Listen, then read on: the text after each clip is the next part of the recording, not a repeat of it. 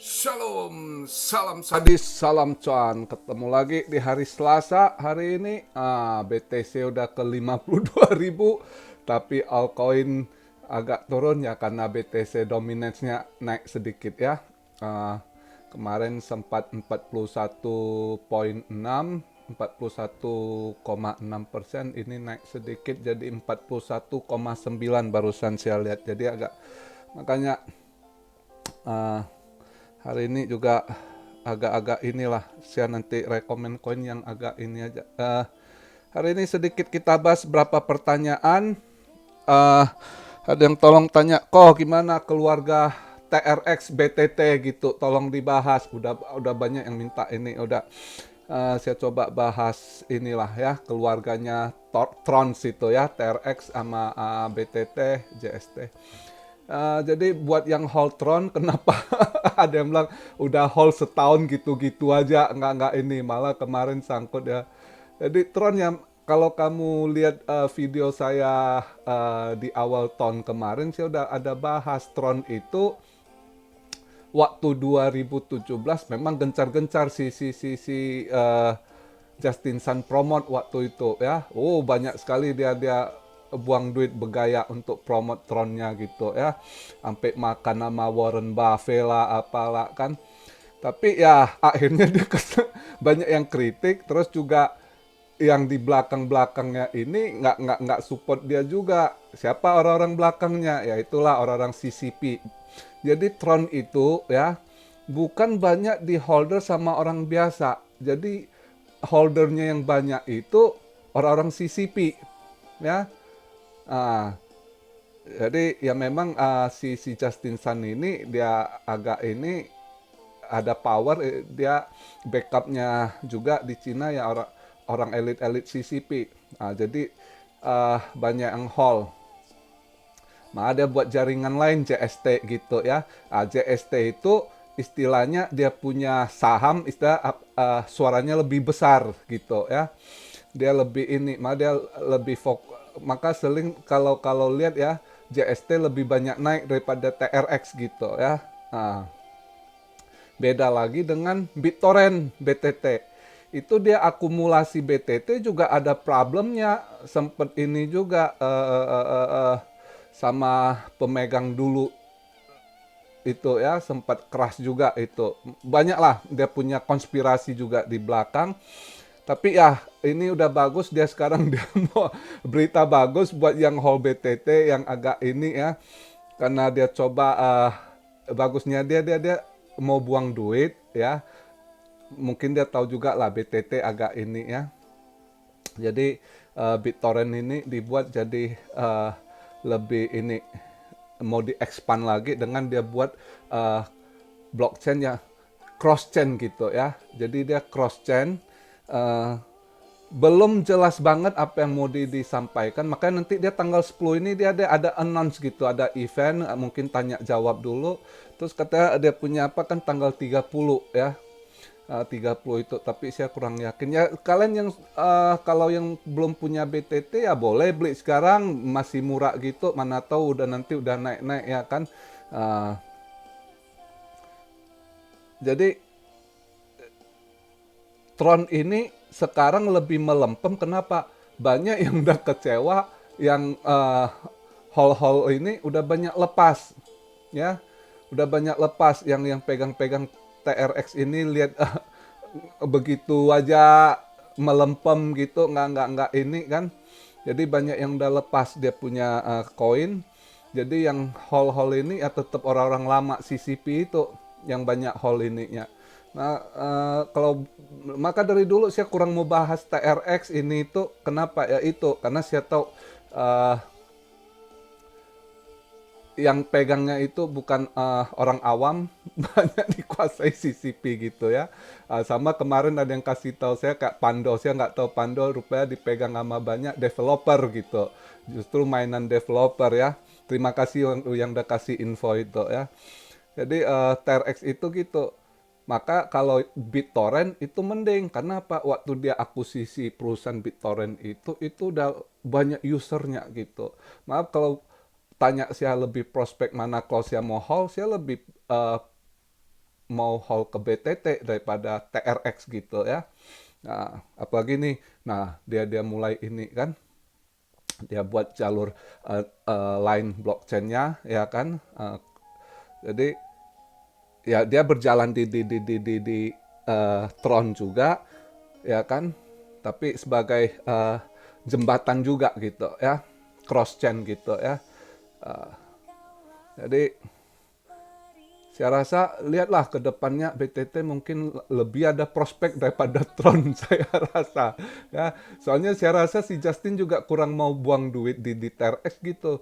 Karena pemegang-pemegang yang lain mau cuan aja tapi kurang mau keluar duit. Selama ini kan si Justin yang lebih banyak keluar duit promote ya kan, itu duit dari kantong sendiri dia juga itu ya. Jadi maka dia lebih sering, kamu lihat itu belakangan ini, tahun inilah saya lihat ya, justru kalau dia promote gitu, nanti yang lebih agak naik itu yang dia naikkan JST. Nah JST lebih banyak dia pegang sahamnya gitu. Ya, istilah saham lah apa, portfolionya gitu ya. Ah, terus kalau BTT lebih equal, banyak yang pegang, banyak sekali yang invest gitu. Ya, makanya saya lebih mencondong kalau kamu tanya saya keluarga Tron, ya lebih bagus pegang BTT daripada Tronnya gitu. Ya, nah, itu sementara berita yang ada dia punya cross chain mau gimana, dia belum paparkan secara jelas juga. Tanggal 10 ini kalau nggak salah dia ada live YouTube atau apa ama gitu ya atau apa. Belum terlalu, karena saya nggak terlalu ngikutin ini ya. Terus ada yang tanya, kok BNB gimana? BNB bukan nggak, BNB lihat nih belakangan ini kan naik 500, tadi sempat naik 500, 504 atau 500 jatuh lagi ke bawah. Jadi kayaknya udah ada yang nyetel gitu. Sementara atau si Sejetnya sendiri nyetel, dia belum mau terlalu ini karena dia ditekan, dia belum mau explos gitu ya. Dia biarkan aja di situ-situ dulu gitu. Gua rasa kalau perasaan saya rasa bukan orang lain yang ini nyetel, gua rasa si Sejetnya sendiri nyetel. Karena dia banyak tekanan, dia nggak mau terlalu jadi sorotan, gua rasa ya. Sementara mungkin dia main bawah dulu gitu ya. Tapi kalau tanya, kok BNB future kemana? Ada, tetap ada. BNB kalian nggak usah takut, cuma jangan sekarang, mungkin agak makan waktu. Biar dia selesaikan satu persatu masalahnya. Banyak sekali masalah yang harus, karena dia diincar juga kan, incaran juga. Tapi percayalah, saya yakin dia akan keluar dari ini, cuma butuh waktu. Nah, kalau tanya saya, bisa serok koin BNB? Bisa, nanti tunggu dia jatuh ke bawah lagi, waktu bearish, boleh diserok. Tapi jangan sekarang gitu. Karena nanti buat long term lagi gitu. Kalau untuk long term lagi, jangka panjang, masih sangat cerah koin BNB ini. Ya, yakin lah. Dia, karena dia secara virtual dia punya BSC itu mau gimana dikontrol nggak bisa gitu. Jadi mereka udah smart. Apa yang mereka bangun, apa yang mereka rencanakan itu udah sangat mereka perhitungkan gitu ya.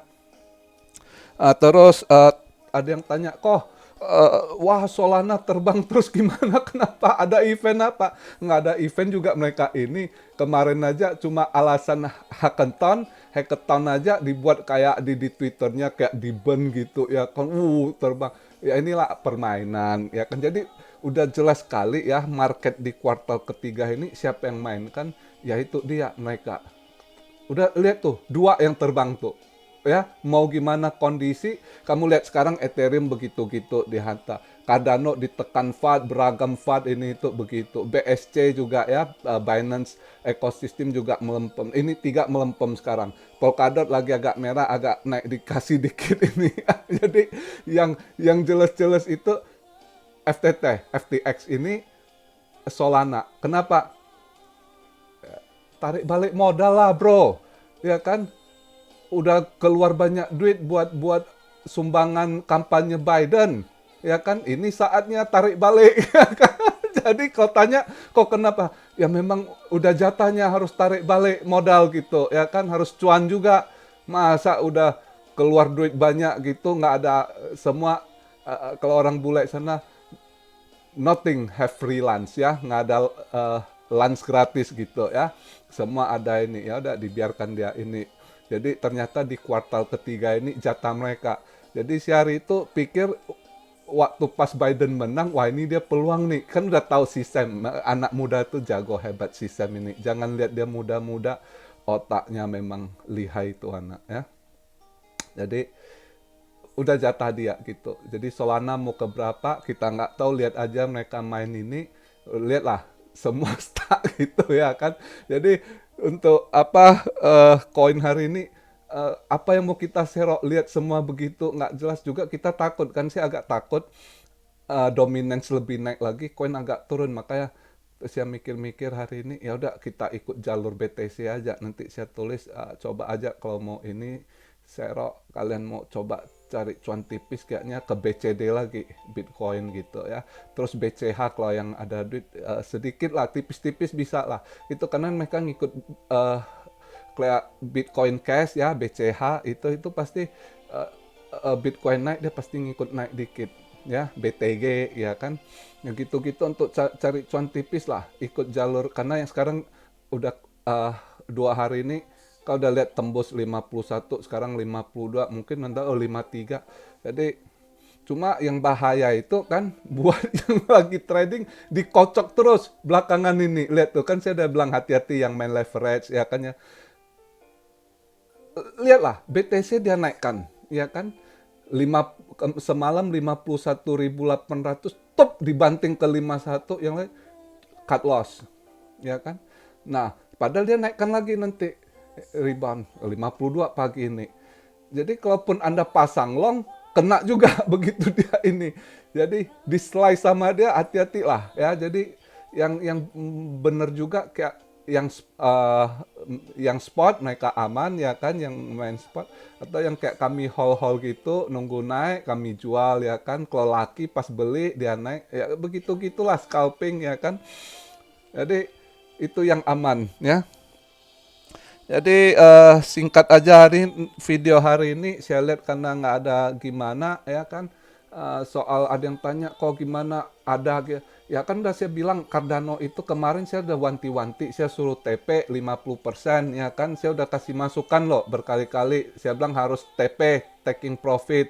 Nah sisanya nanti lihat. Banyak yang tanya saya bilang rencana ya keluarnya di tanggal 9-10 Cardano itu early TP, saya udah bilang kan TP lebih awal aja karena udah tahu pasti serangan begitu gitu. Jadi orang mau bilang apa Cardano udah 6 ton nggak, itu buat gua nggak ini lagi. Karena apa, dulu Ethereum juga diserang begitu juga, banyak juga rumor waktu 2016 2017 itu waktu mereka bersaing kan, Ethereum sama EOS sama Neo kan ya, saling banyak fight juga gitu kan.